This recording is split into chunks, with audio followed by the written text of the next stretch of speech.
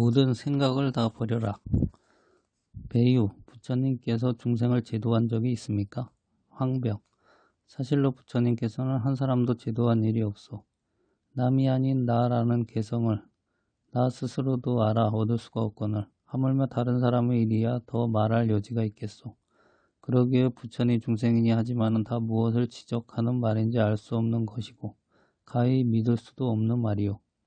배유, 그러면 3000년 전에 사실상 32상호를 갖추신 부처님이 분명히 계셨고 한없이 많은 중생들이 지금도 이렇게 남아있는데 어찌해서 부처나 중생이 다 없는 것이라고 하나이까? 황벽, 저 금강경에 이르기를 무릇 있는 것 없는 것을 막론하고 모양으로 나타난 것은 다 확인할 수 없는 허망한 가상이다. 만약에 저 유무의 현상계가 참으로 있는 것이 아닌 줄 알면 곧 자기 마음이 우주 본체로서 부처인 줄 알 것이니라 하였소. 그러므로 부처니 중생이니 하는 것은 다 그대가 조작한 관념에 지나지 않소. 그것은 그대가 그대의 본래 마음을 알지 못한 것이 허물로서 까닭없이 그런 생각을 낸 것뿐이요. 만약 부처니 중생이니 외도니 정도니 유무니 청정이니 부정이니 하면 벌써 그런 망상잡념에 얽히어 넘어지고 만 것이요. 모두가 그대의 마음을 어지럽게 하여 본 마음을 제대로 가지지 못하게 하였으므로 그대로가 생사고해에 몰아치어 남는 것도 없어 고독과 불안과 공포와 비애에서 헤매고 있는 것이 마치 저 나무에 올라간 원숭이가 한쪽 가지를 놓고 다른 가지를 쥐는 것과 같아서 고생이 쉴 날이 없는 것이요. 만약에 총명영리하고 욕심이 많고 성급하기 제일 가는 놈이 있어서 불법을 배우고자 한다면 곧 모름집이 아무것도 배우지 말 것이요. 그것은 범부도 아니며 성인도 아니며 또한 청정한 것도 아니며 큰 것도 작은 것도 아니므로 만사의 뜻이 없어서 마음에 일이 없으니 이와 같이 대천세계가 온통 이 마음 하나뿐인 가운데서 한갑방편으로서 모든 중생을 개조하여 세상을 구제하며 불국토를 장엄하기 위한 것이라고 하면 그대가 3승 12분교의 8만대장경을 다 본다 하더라도 내가 그것은 다 인정할 수 있는 일인 것이요. 그러나 불법과 세간법을 가릴 것 없이 일체 소견과 주의주장은 모조리 버릴 것이요. 그러므로 저 부처님 당시에 유마거사는 그 방 안에 온갖 물건을 없애버리고 다만 침대 하나만 두고 항상 일체 중생들을 구제하고자 하는 자비병을 앓으며 들어 누워 있었던 것이요. 다만 모든 소견과 주장을 세우지 말며 한 법도 마음에 간직하지 아니하면 삿된 법과 정법의 일체법은 그물을 벗어나서 대천세계의 법문이 성인이니 하는 구역을 훨씬 투탈하여야 비로소 출세하신 부처님인 것이요.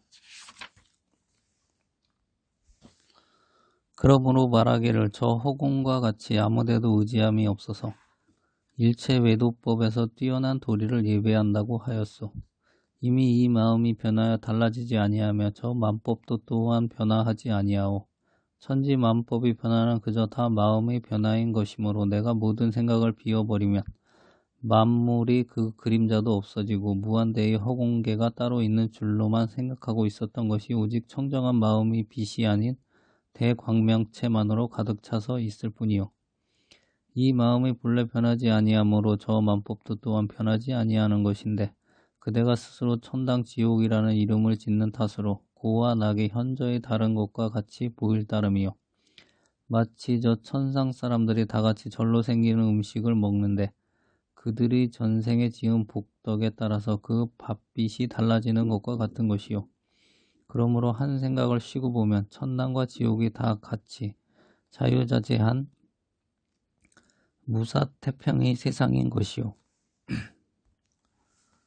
시방의 모든 부처님은 실로 조그만한 법도 얻은 것이 없었으므로 도리어 무량한 공덕을 성취하였나니 그것을 안욕따라 삼막삼볼이라 하는 것이요. 우주의 바탕이며 만물의 근본인 이 한마음은 여러가지 구성체가 아니므로 그것은 오직 광채도 수승한 것도 또한 비열한 것도 아닌 것이요. 수승한 것이 아니므로 불상도 아니며 비열한 것이 아니므로 중생상도 아니요. 배유, 이 마음이 비록 온갖 모양이 없다고 할지라도 저 석가열애께서 그 거룩하신 상호와 49년 동안의 중생을 제도하신 일이 전혀 없다고 봐야 할 수 있겠습니까?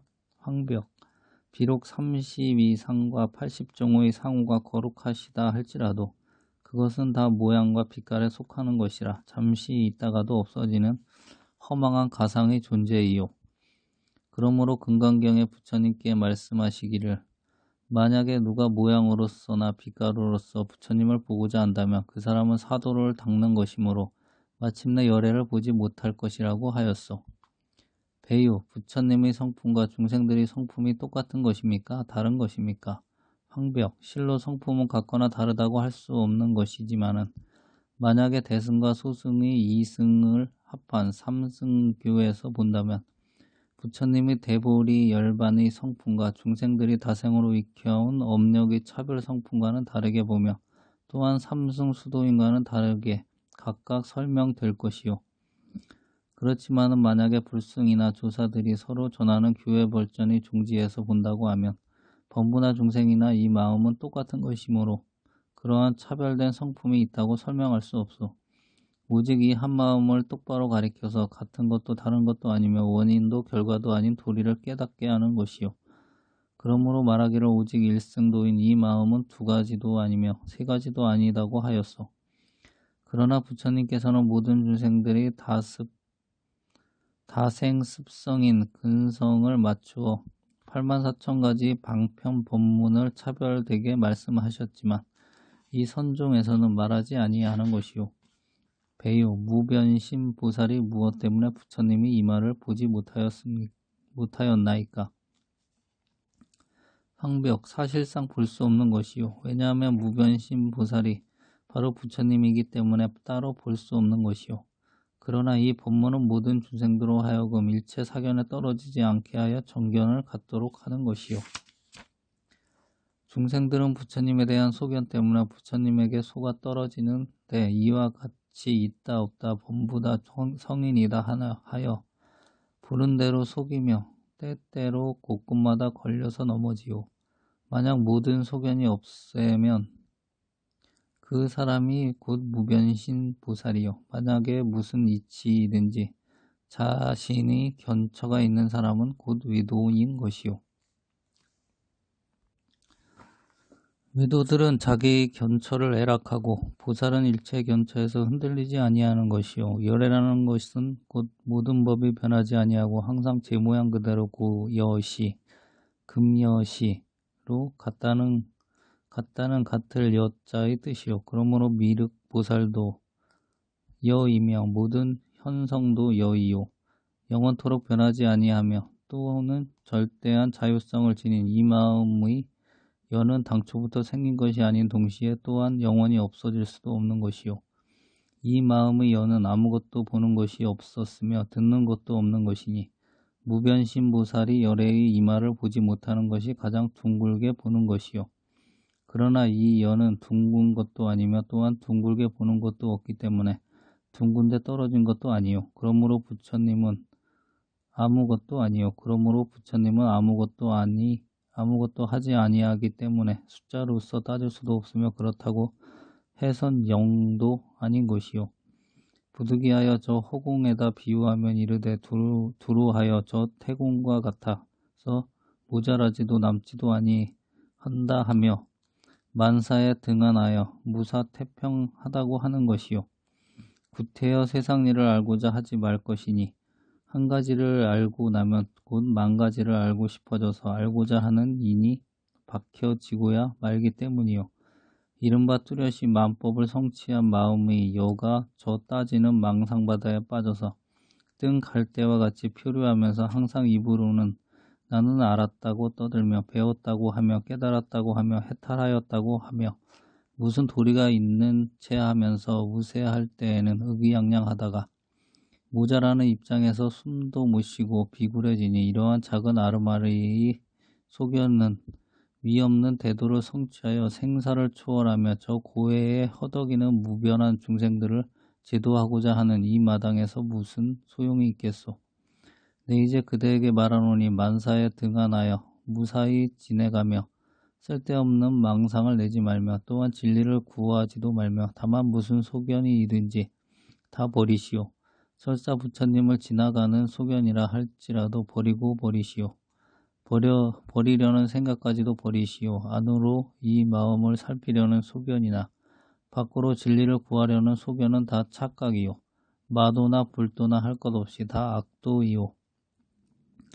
그러므로 문수보살이 유무만유를 통 묶어서 그것이 오직 하나뿐인 이 마음의 살림살이인 것을 두 가지로 나누어 보는 부처님에 대한 소견을 막 내자마자 후련히 그 몸이 철위산 속에 빠져 있어 보인 것이요.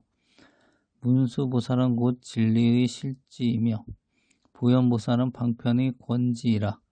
보현보살은 권지로서 그 마음을 다스리고 문수보살은 실지로서 그 마음을 다스렸지만 필경에는 권지와 실지가 다 이 평등한 마음으로 돌아가는 것이요. 그러나 이 마음은 애초에 부처도 중생도 아니어서 아무 분별이 없는 청정한 진리이기 때문에 만약에 부처의 소견을 일으킨다면 문득 중생의 소견이 앞선 것이요. 유무이거나 단상이거나 한 소견의 주관을 일으키면 곧 객관의 세계가 벌어지요. 주관, 객관은 곧 한 물건의 양면인 것이기 때문이요. 선종이 조사 문중에서는 바로 일체 중생들이 본래부터 가지고 있는 이 마음이 부처인 것을 가리켜 깨닫게 하여 새로 더 닦아서 부처가 될 일도 없으며 따라서 뒤의 점차를 밟아서 올라갈 것도 없는 이치를 알게 한 것이요. 또한 밝고 어두운 것이 아니요 밝은 것이 아니므로 무명이며 어두운 것이 아니므로 무함이요. 그래서 저 반야신경에 이르기를 무명도 없으며 또한 무명이 없어졌다는 관념조차 없다고 하였소. 우리의 이 선종 문화에 들어와서 인생으로서 일대사를 성취하고자 하는 사람은 간절히 이 말을 명심하여야 할 것이요. 산이다 물이다 하며 보이는 대로 높다 깊다 하고 분명하게 사물을 판단하는 주관의 본체인 이 마음이 모든 생각을 쉬었을 때에는 쉬었다는 것까지도 없어져서 청정하고 순진한 이것만 독립하여 이러한 것을 부득이하여 법이라고 하며 이 법을 얻어 보았으되 보이는 것은 없으므로 이것을 부처라 하는 것이요. 또한 부처와 법을 초월하면 증이라고 하며 때로는 일없는 무위증이라고도 하며 또한 이 한 마음이 곧 부처요 중이요. 그러므로 불법을 구하는 사람은 부처도 구하지 말며 불법도 구하지 말고 또한 도승도 찾지 말거니 하물며 그 밖의 것이리요. 부처를 구하지 아니하므로 부처가 없어지고 불법을 구하지 아니하므로 불법이 없어지고 도승을 찾지 아니하므로 도승이 없어지는 것이요.